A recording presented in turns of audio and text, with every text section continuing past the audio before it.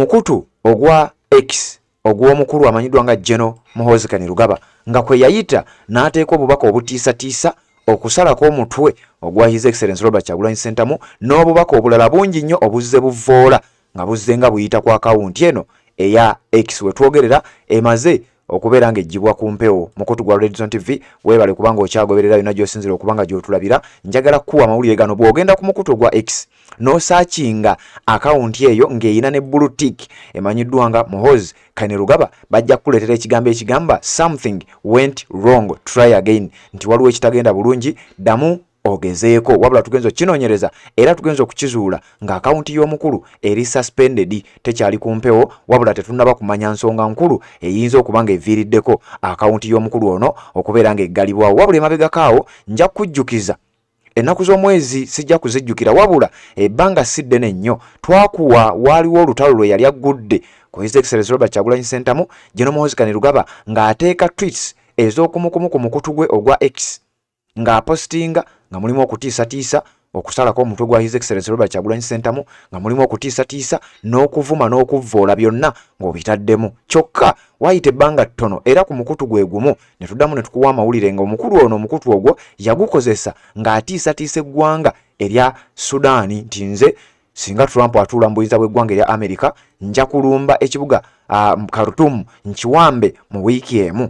Emabegako eri era ku mukutu guno kwe kumu kwe yayisa obubaka obutiisatiisa eggwanga erya Kenya nti nja kulumba ekibuga Nairobi n'amagye gange ga UPDF nkiwambe mu nnaku 2. Kakati wetwogerera omukutu ogwo guli suspended, tetumanyi nsonga ki eviiriddeko, wabula byonna ogenda kubanga obimanya. Kino nno atannaba kubanga otegeera obunene bwakyo nja kuzzaako ko emabega.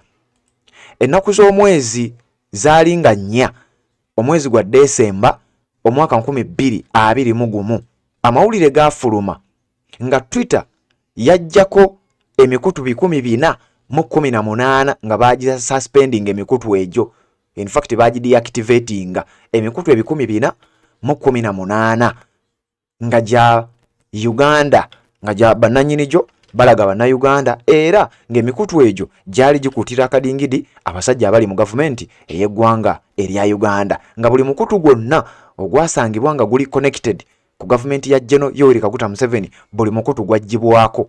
Ennaku z'omwezi zaali nga 3 ekiro Desemba 2021 nga twakava mu kalulu. Jjukira ebiseera ebyo nga wakyaliwo propaganda, akalulu Kyagulanyi akawangudde, akalulu bakabbye n'ebirala ebifaananako bwe bityo. Kakati amawulire gaafuluma enkeera ennaku z'omwezi nga 4 Desemba 2021 nti Twitter ebaaninze era emikutu 418 egyaba bakuutira gavumenti ya General Yoweri Kaguta Museveni akadingidi baali bamaze okubanga bagijjako. Gavumenti ya Uganda yawandiikira gavumenti y'eggwanga yawandiikira kampani eddukanya emikutu gino bagezeeko okubanga wabaawo embeera gye bateekawo okulaba n'okwogera okumanya lwaki emikutu gino gijjiddwako. Wabula kampani eno emanyiddwa nga eya Twitter yavaayo n'ennyonnyola nti twashatinze down emikutu 3500 egyabadde gipostinga ebintu ebikuutira zi gavumenti z'abadikiteeta akadingidi,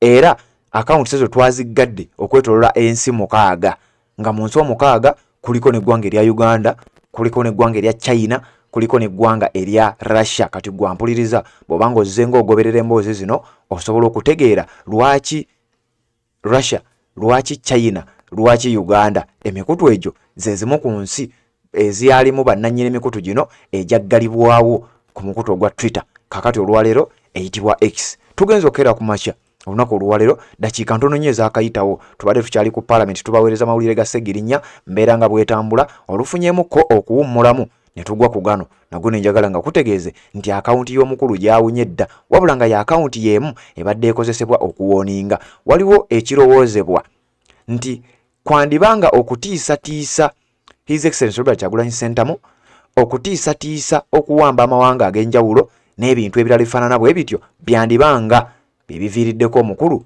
amanyiddwa nga General Muhoozi Kainerugaba okubeera nga omukutu gwe ogwa X guggaddwawo wetwogerera enkya y'olunaku oluwalero. Tugenzeeko ku kampani eno oba ku mukutu guno platform eno ne tunoonyereza ku biki ebiyinza oba ebitera okubeera nga bireetera emikutu egy'amaanyi ng'egyo okubeera nga gijjibwa ku mpewo. Kakati nno ogenda kuwulira era ogenda kutegeera oba osanga mu nsonga zino mwemuli emu ku nsonga ezo ereetedde omukutu guno ogw'omukulu amanyiddwa nga General Muhoozi Kainerugaba okubanga omukutu gujjiddwako. Mukutu gwa Redstone TV weebale kubanga kwoli yonna gy'osinzira okubanga gy'otulabira. Wuliriza bwe batugambye nti ezimu ku nsonga batuwadde ensonga 10 eziyinza okuba nga ziviirako omukutu okuggibwako.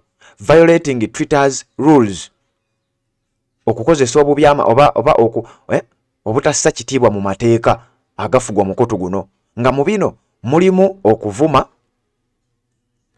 n'okuvvoola, mulimu okwogera ebigambo ebibi n'okubeera ng'otaddeyo emboozi oba ekintu kyonna oba ng'opositinze ekintu ekyawulayawula discriminatory content, mulimu spamming or self promotion. Ensonga ey'okubiri batuwadde spam of fake engagement, kisinga bakizuula nti omukutu guli fake. Ensonga ey'okusatu mulimu impersonation or identity theft, singa mubaamu omuntu nga yeeyita kyatali, tugeze n'oggulawo omukutu nti gwe Bobi Wine ate ng'omukutu oguledde gye guli gumanyiddwa, ekyo nakyo kigisaako. Mulimu copyright infringement, singa okozesa nti account, singa account ebeera nga erina 1+ million followers, nga account erina abantu akakadde kamu n'okweyongerayo, neekola posts nga content oyo omujje nga content oyo si wuwo ate nga tofunye permission kuva eri nnyini ye, ekyo kikuggisaako. Security concerns, phishing or malware attempts, okugezaako okwagala okubba account z'abalala. Government requests, nti waliwo government esobola okusaba omukutu gw'omuntu oyo gujjibweko naye so si buli gavumenti. Technical issues, server error, kugamba ebizibu ebiri technical. Account owners requests, ne nannyini account yennyini mu ebyo ebisoboka asobola okusaba nti bannange nze Twitter ngikooye, omukutu gwange nsaba gujjibweko. Twitter's algorithmic decisions, wano Twitter eba yeesaliddewo. Error or mistakes, nti wayinza okubaawo ensobi eyinza okuba nga ekoleddwa either nannyini mukutu oba Twitter yennyini, nakyo kisobola okuviirako Twitter account okubeera nga ejjibwako. Kakati we mujogerera omukutu ogwa X ogumanyiddwa nga Muhoozi Kainerugaba ne Blue Tick gumaze okuba nga gujjibwa ku mpewo, ekintu ekireese ebibuuzo ebingi eri bannayuganda. Kakati gwampuliriza eyo y'emboozi eri mu maaso, eri mu kugenda mu maaso ssaawa zino, era kwezi ensonga ze nkuwadde 10 kuteekwa okuba nga kwe kuli ensonga eviiriddeko omukutu gw'omukulu okubeera nga gujjiddwa ku mpewo. Weebale kubanga okyagoberera yonna gy'osinzira okuba nga gy'otulabira. Bino nno tebiba birungi. Akawunti eyo bw'ebanga egiddwako waliwo possibility ey'okuba nti okutiisatiisa okutta His Excellency Robert Kyagulanyi Ssentamu n'okutiisatiisa okuwamba amawanga kyandibanga kyekireetedde omukulu ebizibu, naye ebisigadde byonna tujja genda maaso n'okuba nga tubikutuusaako, nga bwe tugenda maaso